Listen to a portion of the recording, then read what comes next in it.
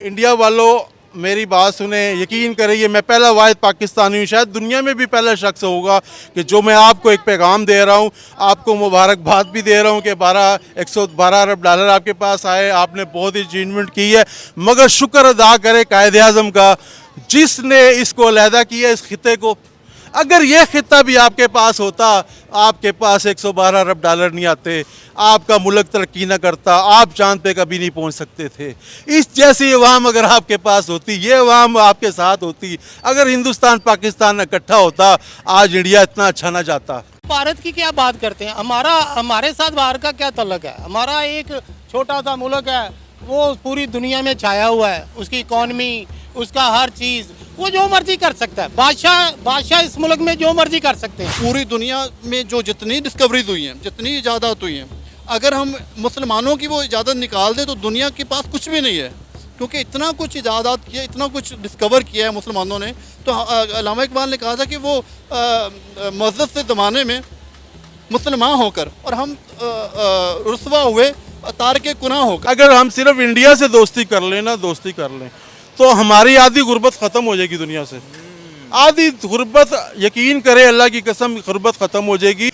वहाँ पे चंद्रयान 3 का जहाज जा रहा था, सियारे पे, चांद पे वो जा रहे थे, तो यहाँ शायद ये सब दुआएं कर रहे थे, या अल्लाह ये नाकाम हो जाएं, या अल्लाह दुआएं भी बहुत हो रही हैं। कम लोगों ने की होंगी ना, ज़्यादातर तो कोई भी नहीं चाहता कि इंडिया भले भूले।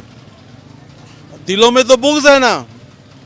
आपका हमसाया आपसे तरक्की कर रहा हो, आप जितने पैसे लेके चला हो, तो बेशक आप मुंह पे कहते रहो वाह जी वाह जी वाह जी, आपने बड़ी तरक्की की है, मगर दिल में तो आपके बुग़्ज़ होगा, ये जालिम के बच्चे ने कैसे कर ली, इसके भी यही कान है, यही मुंह है, यही कुछ है। दिल में आप रखेंगे बात, हमारे दिल में है कि वो क्यों तरक्की, बेशक हम इंडिया की तारीफ़ें करेंगे, मगर दिल में कहेंगे हम क्यों नहीं गिर करके, हमने क्यों नहीं किया।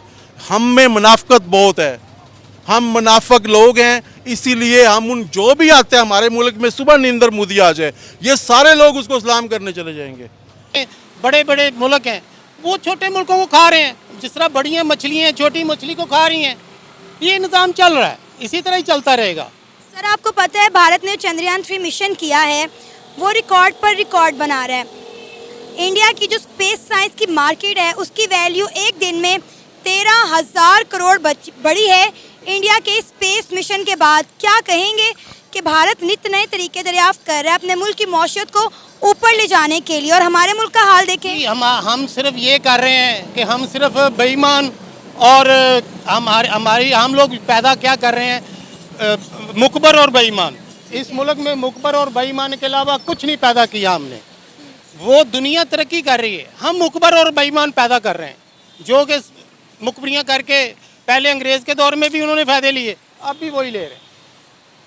किन फायदों की बात कर रहे हैं आप? जी, जो भी हो, जो डेफिनेटली जो बंदा किसी के लिए काम करता है, ये जितने भी बड़े लोग हैं हमारे, इन्होंने, इनके दादा परदादों ने हमें अंग्रेज़ों के आगे बेचा, वही हमारे ऊपर आजकल मुसल्लत है।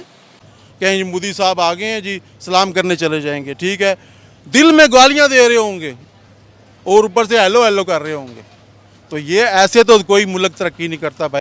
अभी जॉन पॉप ने भी सब दुनिया को ख़त लिख दिया है कि पाकिस्तानियों को कुछ इलाज करो, इनको अपने मुल्क में वापस भेजो। रही सही कसर, अगर ये पाकिस्तानियों को वापस भेज दिया, ठीक है, तो फिर यहाँ कहाँ से पैसे आएंगे। अभी जो 4-5 अरब डॉलर आते हैं ना, वो भी नहीं आएंगे। हम किसी को पैसे भी दे दें ना, वो पहले 10 दफ़ा उस नोट को चेक करता है कि पता नहीं असली वाला है कि नकली वाला है। सर, ये वैसे लोकल लेवल पे तो हो सकता है, लेकिन इंटरनेशनल लेवल पे मेरा नहीं ख्याल है ऐसी गेम्स होती होंगी। इंटरनेशनल लेवल पे क्यों नहीं होती? जब हमारे वज़ीर आज़म की पैंट उतारते हैं, पाकिस्तानी शायदार खाना बासी की उतारी है, तो उसने एक्सक्यूज़ नहीं किया कि मैं जाता ही नहीं, आपके मुल्क में लैंड ही नहीं करता हूँ, वापस जहाज़ में बैठ जाना चाहिए था ना। जब उसने कहा नहीं जी रूल है, उसने वहाँ उतार दी, तो फिर अगर जिनकी पेंटें उतारी जाती उनके पैसे नहीं चेक होते होंगे। तो आई होप दोस्तों आपको ये वीडियो ज़रूर पसंद आई होगी। अगर हम इस वीडियो की लेकर बात करें ना, तो दरअसल इस वीडियो के अंदर 2 टॉपिक डिस्कस किए जा रहे थे। पहला तो ये टॉपिक था कि अभी खबर आई है कि भारत के अंदर आने वाले हैं 112.5 बिलियन डॉलर रेमिटेंस के रूप में, और ये अपने आप में एक वर्ल्ड रिकॉर्ड है, क्योंकि अभी के टाइम में कोई भी देश नहीं है जो इतना सारा पैसा जो है ना रेमिटेंस के रूप में अपने देश के अंदर लेकर आ रहा है। और ये सब कमाल है, हमारे जो भारतीय हैं वो विदेशों के अंदर रहते हैं, मेहनत करते हैं, रात दिन काम करते हैं, उनकी वजह से आज भारत के अंदर 112 बिलियन डॉलर जो है ना वो केवल रेमिटेंस के रूप में भारत के अंदर आ रहा है। इसको लेकर पाकिस्तान की मीडिया के अंदर डिस्कस हो रहा था। दूसरा यहाँ पर चंद्रयान को लेकर भी डिस्कस किया जा रहा है। अगर हम बात करें रेमिटेंस को लेकर तो पाकिस्तान के बारे में ये बताया जाता है कि पाकिस्तान तो चल ही रेमिटेंस के ऊपर रहा है। जो Pakistani Saudi Arabia, UAE, Qatar, Canada, America, Britain यहाँ पर रहते हैं वो थोड़ा बहुत जो है ना रेमिटेंस पाकिस्तान के अंदर भेजते रहते हैं 1-2 बिलियन डॉलर, जिसकी वजह से वहाँ का जो सेंट्रल बैंक है वो फंक्शन कर पाता है। और जब इसमें भी कमी हो जाती है, अभी फ़िलहाल अभी आप देखो 2-4 महीने पहले तो सेंट्रल बैंक के पास डॉलर नहीं बचे थे तो सऊदी अरेबिया, यूएई ने 1-1 बिलियन डॉलर उनके सेंट्रल बैंक में डलवाए, जिसकी वजह से वो बैंक जो है ना वो अभी चल पा रहा है। तो पाकिस्तानियों का दरअसल मामला ये है कि अब दुनिया भर में जहाँ पर भी ये पाकिस्तानी रहते हैं वहाँ पर ये जो है ना अच्छे काम नहीं करते हैं। तो दुनिया भर में हमने देखा है, ग्रीस के अंदर देखा है, फ्रांस के अंदर देखा है, तुर्की के अंदर देखा है, वहाँ सबसे बाइकआउट पाकिस्तानियों को वापस भेजो, ऐसे ट्रेंड जो है ना ट्विटर पर चलते रहते हैं क्योंकि इनकी हरकतें ही ऐसी होती हैं। पाकिस्तानियों के बारे में बताया जाता है कि पाकिस्तानी अगर पाकिस्तान में रहता है तो वो उस जगह से नफरत करता है, वो कहता है कि मैं तो किसी दूसरे मुल्क में चला जाऊँगा, अच्छा कमाऊँगा। और जब पाकिस्तानी किसी दूसरे मुल्क के अंदर चला जाता है तो वो वहाँ जाकर उस जगह से नफरत करना शुरू कर देता है। तो ये एक बीमारी कह लीजिए आप पाकिस्तानियों को, इनका व्यवहार कर लीजिए। जब तक ये चेंज नहीं होगा तब तक पाकिस्तानी कहीं पर भी आराम से नहीं रह सकते हैं।